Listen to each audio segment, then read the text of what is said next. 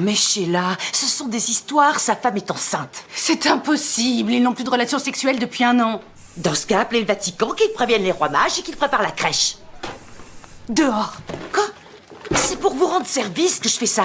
J'ai dit dehors.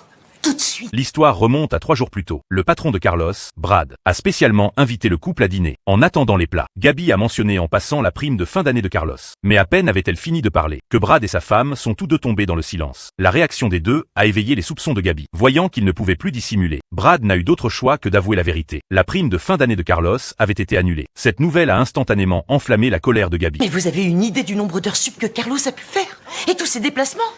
Il s'est carrément tué à la tâche. Vous vous rendez compte, vous pouvez pas faire ça à mon bijoutier. C'est pas moi. Mais Gabi, personne ne touchera de bonus, même pas Brad. C'est donc ça, sa récompense? Une salade et un blanc de poulet farci? Espérons que l'année prochaine sera meilleure.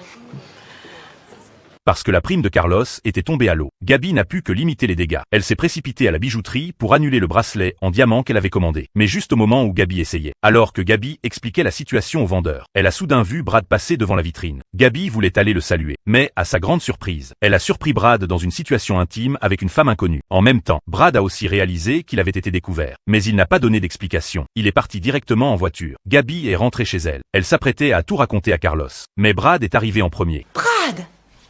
Ça va? Que nous vaut l'honneur? Il a une très bonne nouvelle pour nous.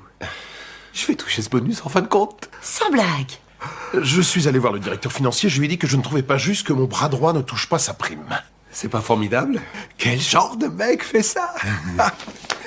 En voyant la scène devant elle, Gabi a immédiatement compris. Brad voulait la payer pour qu'elle se taise. Au début, le prix du silence était de 20 000 $. Mais Gabi a délibérément fait monter les enchères. Ce comportement a immédiatement rendu Carlos extrêmement nerveux. Carlos avait peur qu'elle ne mette le patron en colère. Alors il s'est empressé d'intervenir. Mais Gabi tenait déjà le patron. Elle a délibérément évoqué la scène secrète qu'elle avait surprise dans la journée. Comme prévu, Brad a immédiatement augmenté la prime à 30 000 $ sur place. 30 hein?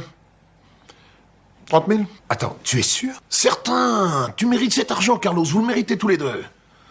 Je suis sans voix. Tu es le seul à bénéficier d'un bonus, alors je pense qu'il serait préférable qu'on convienne tous les trois de ne rien dire. On est d'accord? Oh, mais ça va de soi.